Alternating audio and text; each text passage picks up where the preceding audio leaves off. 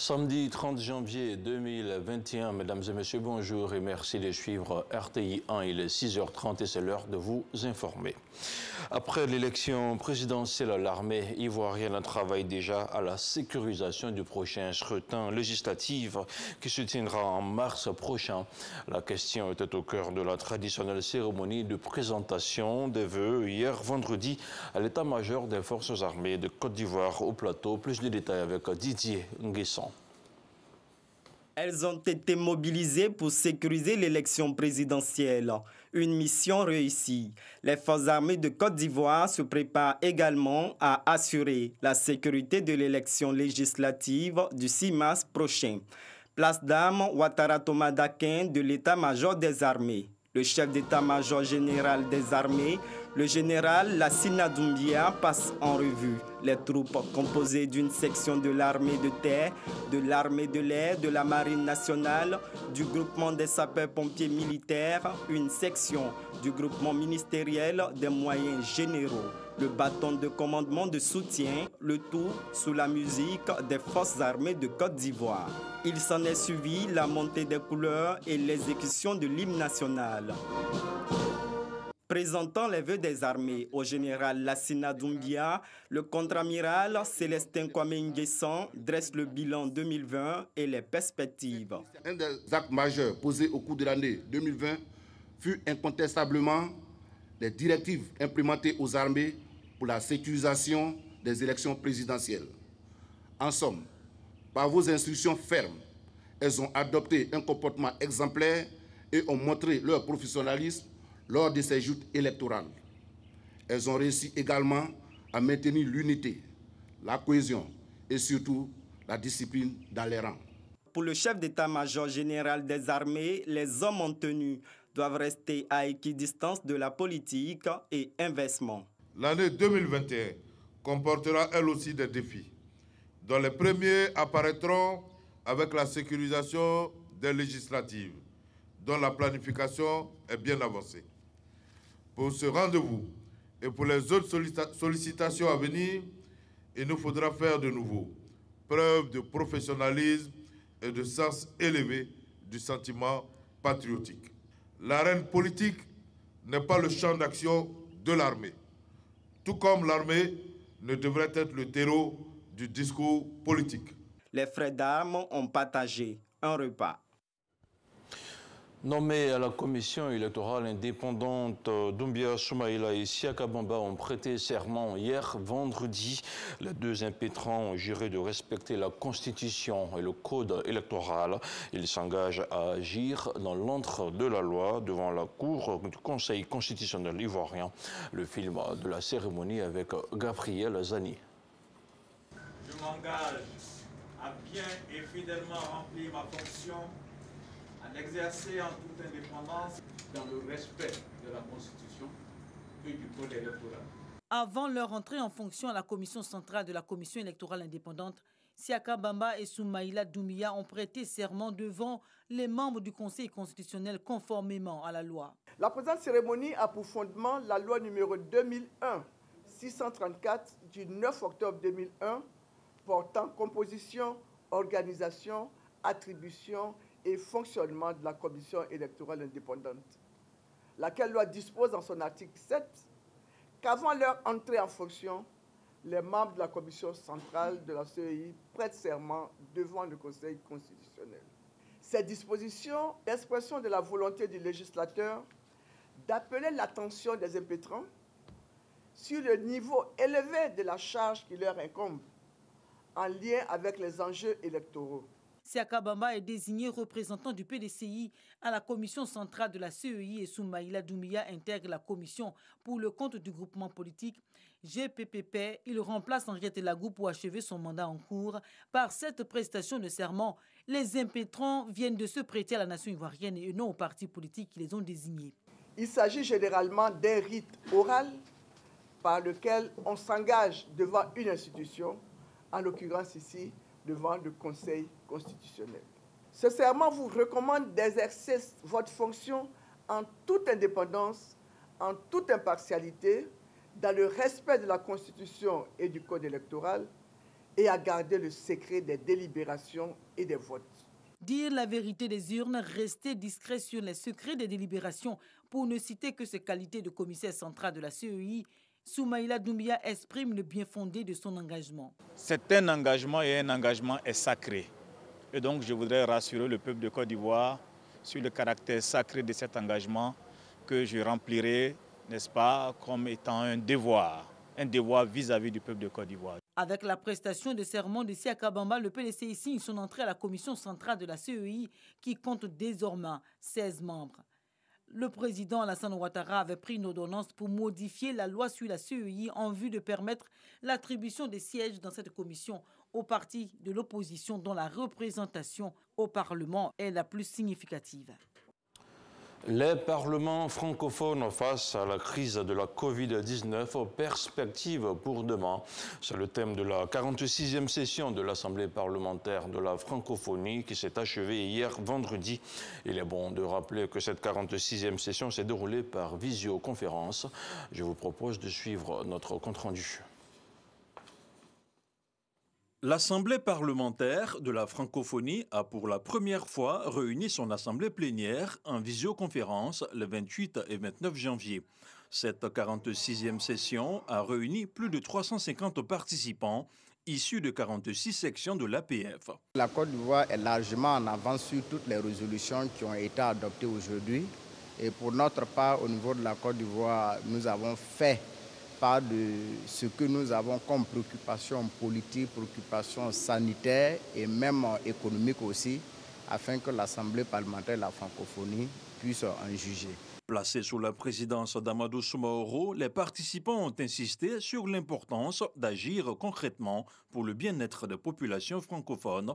Ils ont également fait part de leur détermination à accroître la portée politique de leur action sur la scène internationale, malgré l'incidence de la Covid-19. Si nous, les parlementaires, représentants du peuple, nous ne sommes pas capables d'influencer les politiques, qui le fera à notre place? Sur le système sanitaire, l'Assemblée parlementaire de la francophonie a estimé que les vaccins, qui devaient être les privilèges de certains pays, soient équitablement mis à la disposition des pays en développement, des pays les moins avancés. La 47e assise de l'APF se tiendra à Montréal en juillet 2022 si toutes les conditions sanitaires sont réunies pour la bonne tenue de la session. Et puisqu'on parle de la maladie à coronavirus, le ministère de la Santé et de l'Hygiène publique a enregistré hier, vendredi 29 janvier 2021, 240 nouveaux cas de Covid-19 sur 3418 échantillons prélevés, soit 7% de cas positifs, 128 guéris et un décès. À Sassandra, je vous propose de suivre le point hebdomadaire du gouvernement avec le ministre de la Santé et de l'Hygiène publique, le docteur Eugène Akaole, dans une correspondance de Sam Conan. Pour ce point hebdomadaire sur l'évolution de la Covid-19 qui s'est tenue dans les locaux du CHR de San Pedro, le ministre de la Santé et de l'Hygiène publique, Eugène Akaole, avait à ses côtés le maire de la commune et le secrétaire général de préfecture. Le ministre Akaole a indiqué que de décembre 2020 au 28 janvier 2021, le nombre de cas positifs s'est multiplié par 4 dans notre pays. Une comparaison des mois de décembre 2020 et de janvier 2021 montre que la Côte d'Ivoire a enregistré respectivement 1169 et 4814 cas positifs. Comme on le voit, le nombre des cas positifs a été multiplié par 4. Quant aux décès, nous avons 5 en décembre contre 14 à la date du 28 janvier 2021. Une autre analyse des décès montre que du 22 au 28 janvier, c'est-à-dire en une semaine, nous avons enregistré 8 décès. Le taux de positivité moyen est passé de 2,9% en décembre à 7,3% en janvier 2021. La Côte d'Ivoire est passée du 25 décembre au 28 janvier 2021 de 251 cas actifs à 2001, soit une multiplication par 8. San Pedro figure parmi les villes les plus touchées par cette pandémie de Covid-19, a souligné le ministre Akaouli. À ce jour, 6 cas sont encore actifs, dont un est à Abidjan, donc il y a 5 à San Pedro, avec 27 cas suivis. Tous les cas actifs et les cas à contact sont confinés à domicile. J'ai le plaisir de vous dire qu'ici, il n'y a pas eu un seul décès. Pour éviter cette explosion épidémique, le ministre de la Santé et de l'Hygiène publique exhorte au renforcement des mesures barrières. Il convient de renforcer les mesures barrières, de limiter les déplacements non essentiels et d'éviter les rassemblements festifs et autres, mariages, grands rassemblements de prières, etc., pour tenter de reprendre le contrôle de l'épidémie en Côte d'Ivoire. Le ministre de la Santé et de l'Hygiène publique a visité les locaux du site de prise en charge de San Pedro, qui s'équipe progressivement en attendant d'être fonctionnel en février prochain. On parle maintenant de cet atelier de réflexion sur l'introduction de l'apprentissage par alternance en Côte d'Ivoire. Les travaux qui consolident la coopération entre la Côte d'Ivoire et l'Allemagne ont vu la participation des experts des deux pays en la matière. Il s'agit à terme de créer une adéquation entre la formation et entre les besoins et de l'économie. Malika Koulibaly. Le gouvernement, en partenariat avec les chambres des métiers ouest allemandes, en abrégé WHKT, a introduit l'apprentissage par l'alternance qui allie la théorie à la pratique, avec pour projet pilote le centre de menuiserie de Mans. L'objectif, c'est de former nos jeunes dans les différents centres que nous allons mettre en place, ensemble avec le ministère de l'Artisanat et la Chambre des métiers de l'Allemagne de l'Ouest. Nous allons bénéficier de l'expertise allemande qui va nous permettre de former des formateurs qui aussi vont former des jeunes Ivoiriens à la maîtrise donc des différents métiers liés au bois.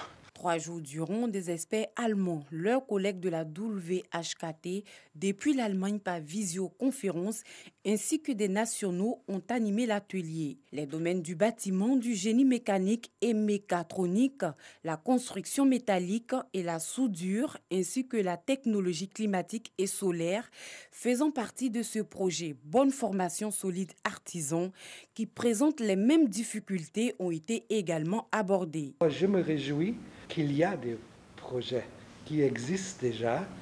On a des négociations sur notre coopération. Le gouvernement allemand est prêt, je peux le déjà dire, de faire plus. Nous bénéficions donc de l'outil de production. Des machines viendront donc de l'Allemagne qui pourront être mises à la disposition donc de ces jeunes. Donc ils vont se former sur des machines modernes pour donner une chance à tous ces jeunes qui n'ont pas eu la chance d'aller loin à l'école. En dehors du centre de menuiserie de Mans, les 4 autres domaines d'activité seront mis en œuvre dans 4 autres villes de la Côte d'Ivoire, à savoir Badikara, Kong, Korogo et Odiéné. Le gouvernement veut ainsi mettre fin à l'absence de qualification chez les artisans et booster le développement.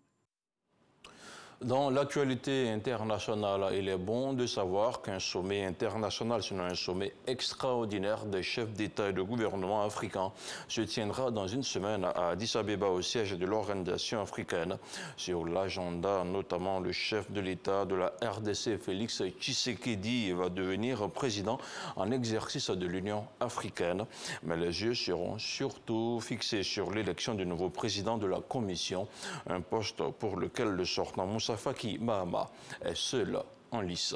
Et puis, hors du continent africain, 5 personnes sont mortes hier vendredi matin à Cuba dans l'accident d'un hélicoptère militaire entre la province d'Holguín et Guantanamo dans l'est de l'île, a annoncé le ministère des Forces armées. L'hélicoptère s'est écrasé contre une colline et les 5 personnes à bord sont décédées, a indiqué le ministère dans un communiqué diffusé par les médias d'État, lu au journal télévisé. Et c'est ici que l'on s'arrête pour ce 6h30. Merci à vous tous de l'avoir suivi. Restez toujours sur RTI 1. Hamza Diaby sera des vôtres pour l'édition de 13h. À demain, 6h30.